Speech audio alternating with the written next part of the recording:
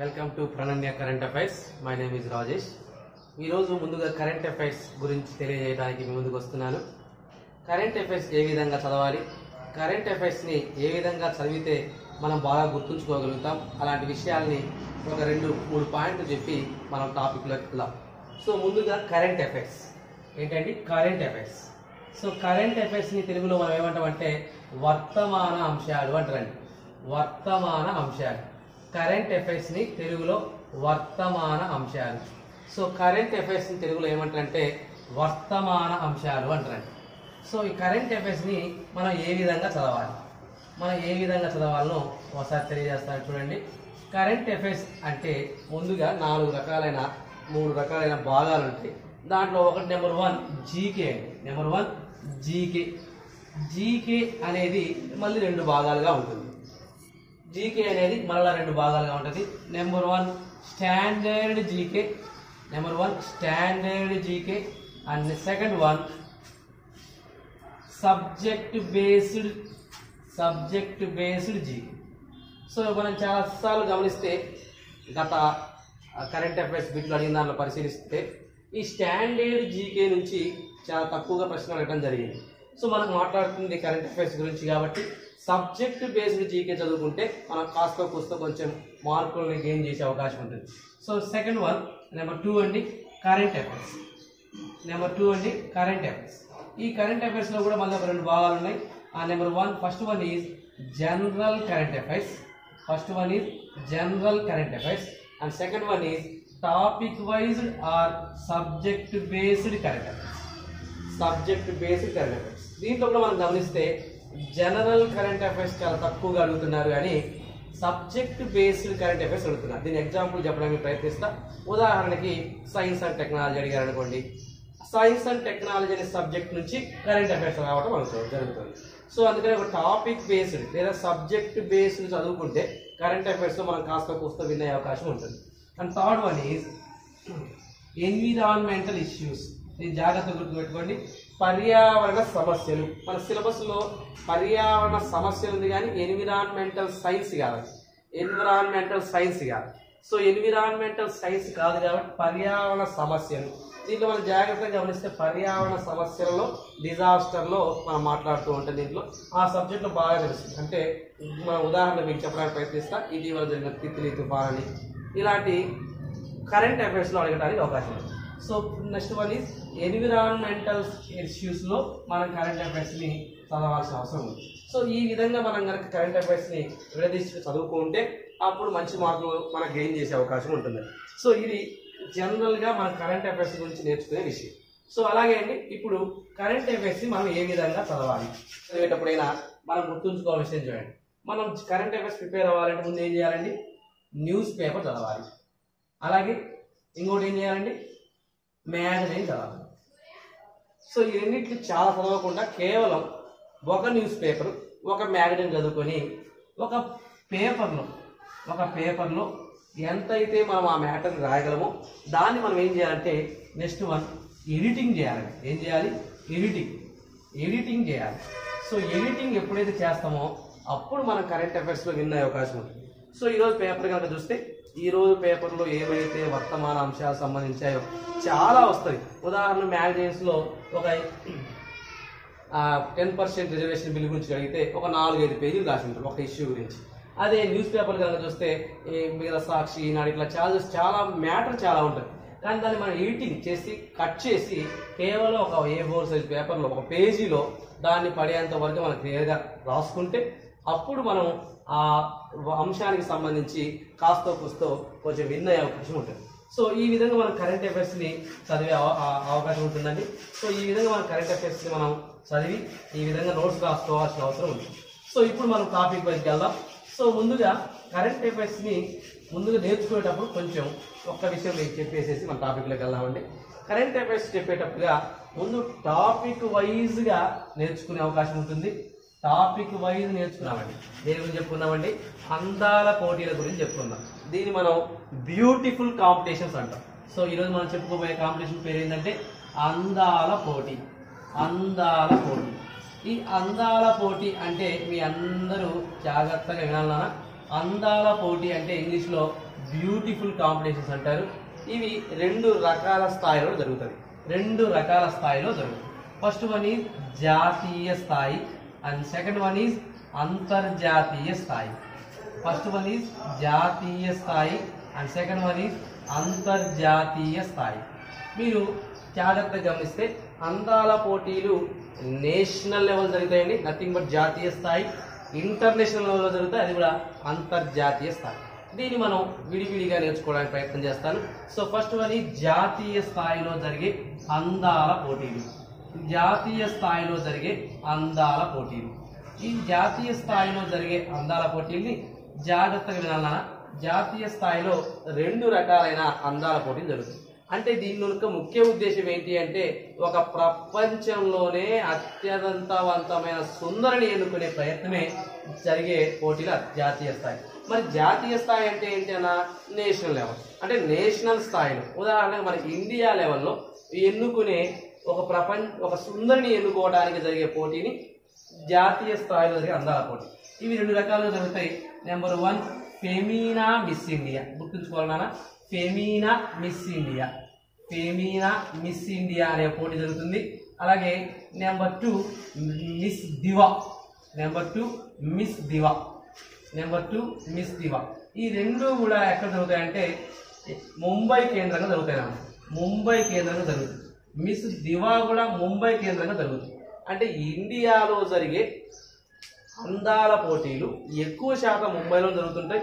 దీన్ని బట్టి మనం ఒక అర్థం చేసుకోవచ్చు నాన్న, మిస్ ఇండియా లేదా మిస్ దివా శాశ్వత వేదిక ఏంటి అంటే ముంబై అని చెప్పుకోవచ్చు. ఇవి ఎవ్రీ ఇయర్ జరుగుతుంది. First one is ఫెమీనా Miss India. ఈ మిస్ ఇండియా అంటే ఇండియాలోకి వెళ్ళిన సుందరిని ఎన్నుకునే ప్రోగ్రామ్ ఇది. ఫెమీనా అనే ఒక సంస్థ దీన్ని ఆర్గనైజ్ చేయడం వల్ల దీన్ని ఫెమీనా మిస్ ఇండియా అని అనుకోవడం జరిగింది. ఈ ఫెమీనా మిస్ ఇండియా ఈ 2018 వద్ద మన 2018 సంవత్సరంలో ఎవరు ఎన్నికయ్యారంటే ఒక 19 ఏళ్ల అమ్మాయిన. ఈ 19 ఏళ్ల అమ్మాయి పేరు అనుకృతి వాస్. ఏం పేరు? అనుకృతి వాస్.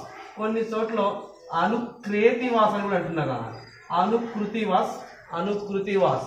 ఈమె ఏ రాష్ట్రానికి సంబంధించిన వ్యక్తి అంటే తమిళనాడు రాష్ట్రానికి చెందిన వ్యక్తి. సో 19 ఏళ్ల అమ్మాయి ఈమె అనుకృతి వాస్ లేదా అనుక్రేతి వాస్ ఫెమీనా మిస్ ఇండియాకి ఎన్నికయ్యవడం జరిగింది. 2018 జూన్ 19న ఈ యొక్క పోటీలు నిర్వహించడం జరిగింది ముంబైలో. దాంట్లో గెలుపొందిన ఆమె అనుకృతి వాస్. దీంట్లో ఫస్ట్ రన్నరప్గా మీనాక్షి, అలాగే సెకండ్ రన్నరప్గా మన ఆంధ్రప్రదేశ్ చెందిన శ్రేయా రావు దీంట్లో గెలుపొందడం జరిగింది. కానీ ఇక్కడ జాగ్రత్తగా గమనించగానే ఎందుకు పెడతారంటే ఎవరైతే ఫెమీనా మిస్ ఇండియాలో గెలుపొందుతారో వాళ్ళు ఎక్కడికి వెళ్తారు? మిస్ వరల్డ్ పోటీల్లో గెలుపొందుతారు. అలాగే మిస్ దివాలో గెలుపొందిన వారి గురించి మనం మాట్లాడాలి. సో మనం జాగ్రత్త చూడండి, ఫెమీనా మిస్ ఇండియా అనేది ఎక్కడ జరిగిందనా ముంబైలో జరిగింది. ఇది 2018లో అనుకృతి వాస్ ఎంపిక అవడం జరిగింది. ఆమె తమిళనాడు రాష్ట్రానికి చెందిన వ్యక్తి. ఎగ్జామ్లో చాలా నీట్ అడుగుతారు. 2018లో మిస్ ఇండియాకి ఎన్నికైన అనుకృతి వాస్ ఏ రాష్ట్రానికి చెందిన వ్యక్తి? మనం ఏం పెట్టాలి? తమిళనాడు అని పెట్టాల్సిన అవుతుంది.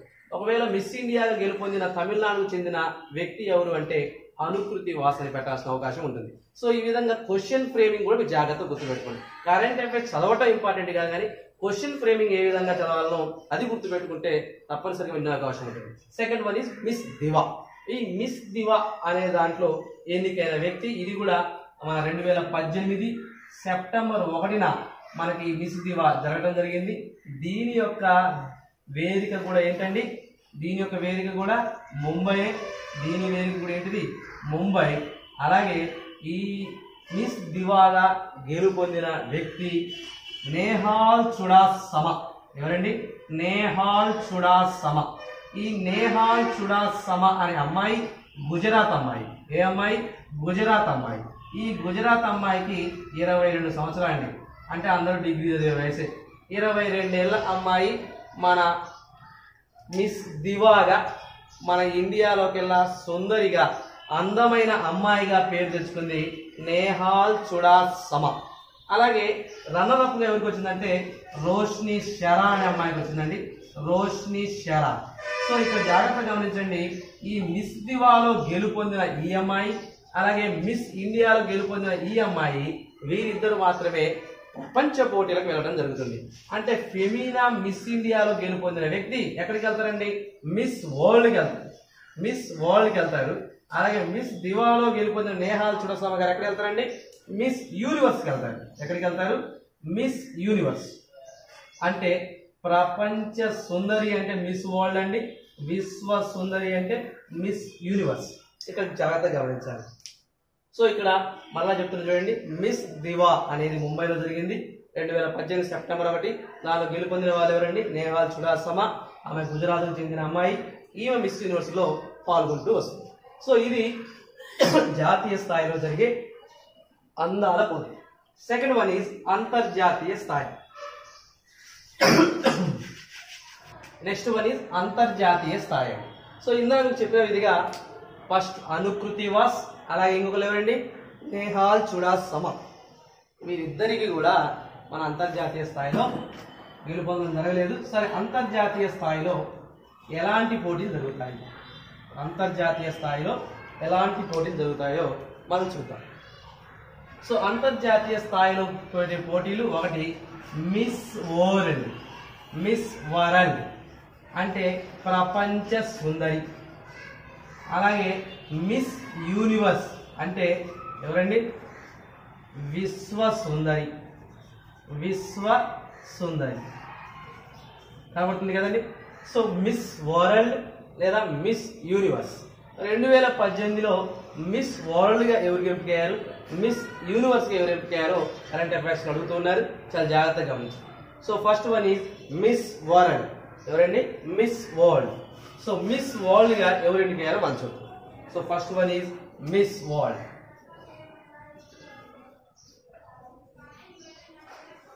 Miss World. సరే, ఈ మిస్ వరల్డ్ ఎంపికలు ఎక్కడ జరిగాయంటే ఇది చైనా దేశంలోని సాన్యా నగరంలో జరిగాయండి. సాన్యా నగరంలో చైనాలో జరిగింది. ఇది 2018 సంవత్సరం జరగడం జరిగింది. ఈ 2018 సంవత్సరంలో జరిగిన అందాల పోటీలో అంటే ప్రపంచ సుందరి ఎవరుగా గెలుపొందారంటే మెక్సికోకు చెందిన వెనెస్సా పోన్స్ డి లియోన్ ఎన్నికయ్యారండి. వెనెస్సా పోన్స్ డి లియోన్ అనే అమ్మాయి ఈ ప్రపంచ సుందరిగా గెలుపొందడం జరిగింది. సో ఎవరండి? Vanessa Ponce de Leon. ఈ వెనెస్సా పోన్స్ డి లియోన్ అనే వ్యక్తి ఏ దేశానికి చెందిన అమ్మాయి? వెనెస్సా పోన్స్ డి లియోన్ అనే అమ్మాయి ఏ దేశానికి చెందిన అమ్మాయి అంటే మెక్సికోకు చెందిన అమ్మాయి. సో ఇక్కడ జాగ్రత్తగా గమనించాలి, చాలా ఇంపార్టెంట్ అని పెట్టింది. ఎప్పుడు కూడా ఏనాడైనా కూడా ఈ మిస్ వరల్డ్ అనే కిరీటము ఈ మెక్సికోకు దక్కలేదు. అంటే 2018 సంవత్సరంలోనే ఈ యొక్క మిస్ వరల్డ్ కిరీటాన్ని వెనెస్సా పోన్స్ డి లియోన్ గెలుపొందడం జరిగింది. సో ఇక్కడ చాలా జాగ్రత్తగా ఇంపార్టెంట్ అడుగుతారు, చాలా జాగ్రత్తగా అడుగుతారు. కరెంట్ అఫైర్స్ లో ఏంటంటే మెక్సికోకు చెందిన మొట్టమొదటి ప్రపంచ సుందరి ఎవరు? Vanessa Ponce de Leon. ఇటీవల జరిగిన మిస్ వరల్డ్ లో గెలుపొందిన వ్యక్తి ఏ దేశానికి చెందింది? మెక్సికోకు చెందింది. సో ఈ విధంగా అడుగుతారు. ఇక్కడ మన జాగ్రత్త కొంచెం జీకేకి కొంచెం వెళ్దామండి. ఈ మిస్ వరల్డ్ పోటీలు ఎప్పుడు జరిగాయంటే ఫస్ట్ స్టార్టింగ్ నుంచి 1931లో స్టార్ట్ అయ్యాయి. 1951లో స్టార్ట్ అయ్యాయి. ఎక్కడి నుంచి స్టార్ట్ అయ్యాయి అంటే యూకే కేంద్రంగా, అంటే యూకే నథింగ్ బట్ లండన్ కేంద్రంగా ఇవి మిస్ వరల్డ్ పోటీలు స్టార్ట్ అవ్వడం జరిగింది. మిస్ వరల్డ్ పోటీలు యూకే కేంద్రంగా అంటే లండన్ ప్రధాన కార్యాలయంగా ఈ మిస్ వరల్డ్ పోటీలు ప్రారంభించడం జరిగింది. ఇది స్టార్ట్ అయిన దగ్గర నుంచి లండన్లో దాదాపు 1981 దాకా జరిగాయి. దీంట్లో మిస్ వరల్డ్ అత్యధికంగా గెలుపొందిన దేశం ఏంటి అంటే 6 సార్లు వెనిజులా దేశం గెలుపొందింది. 6 సార్లు ఎన్నిసార్లు గెలుపొందిందండి? వెనిజులా దేశం గెలుపొందింది. అలాగే 6 సార్లు భారతదేశం కూడా గెలుపొందడం జరిగింది. మరి గత సంవత్సరం కాక అటు సంవత్సరం అండి, అంటే 2018 కాక 2017లో మానుషి చిల్లర్ అనే ఇండియా అమ్మాయికి ఈ యొక్క మిస్ వరల్డ్ పోటీలో గెలుపొందడం జరిగింది. సో మానుషి చిల్లర్ అనే అమ్మాయి ఈ మిస్ వరల్డ్ 2017లో ఎన్నుకోవడం జరిగింది. ఇలా 6 సార్లు మన భారతదేశానికి గెలుపొందడం జరిగింది. అంటే వెనుజులా, అలాగే భారతదేశం. సో అలాగే ఇంకా చూడండి నెక్స్ట్ వన్ మిస్ యూనివర్స్. చాలా జాగ్రత్తగా గుర్తుపెట్టుకోండి. మిస్ వరల్డ్ పోటీలు ఎక్కడ జరిగాయంటే చైనా దేశంలో సారీ నగరంలో గెలుపొందిన వ్యక్తి వెనిస్సా పోన్స్ డి లియోన్, మెక్సికా దేశానికి చెందిన అమ్మాయి. సో మొట్టమొదటిసారిగా గెలుపొందిన అమ్మాయి. సో అలాగే నెక్స్ట్ వన్ మిస్ యూనివర్స్, ఒక సుందరుడు, అతిలోక సుందరులు గెలుపొందినండి మిస్ యూనివర్స్. మిస్ యూనివర్స్, ఈ మిస్ యూనివర్స్ పోటీలు ఎక్కడ జరిగాయంటే బ్యాంకాక్ నగరంలో జరిగాయండి. ఇది 2018 డిసెంబర్లో జరగడం జరిగింది. బ్యాంకాక్ లో జరిగింది. ఎక్కడ జరిగాయి ఇవి? బ్యాంకాక్ లో జరిగింది. ఎక్కడ జరిగాయండి? బ్యాంకాక్ నగరంలో, బ్యాంకాక్ దేశంలో ఈ యొక్క మిస్ యూనివర్స్ పాల్గొనడం జరిగింది. సో ఇవి జాగ్రత్తగా గమనించండి. ఈ భారతదేశం నుంచి మిస్ యూనివర్స్ లో పాల్గొన్న వ్యక్తి ఎవరండి? ఇందా చెప్పడం జరిగింది, నేహాల్ చుడాసమా. అలాగే మిస్ యూనివర్స్ లో ఇప్పుడు ఎవరు పాల్గొన్నారు? నేహాల్ చుడాసమా పాల్గొన్నారు. కానీ ఆమెకు వచ్చిందా? రాలేదు. మరి ఎవరికి వచ్చిందండి? ఫిలిప్పీన్స్ కు చెందిన క్యాట్రియానో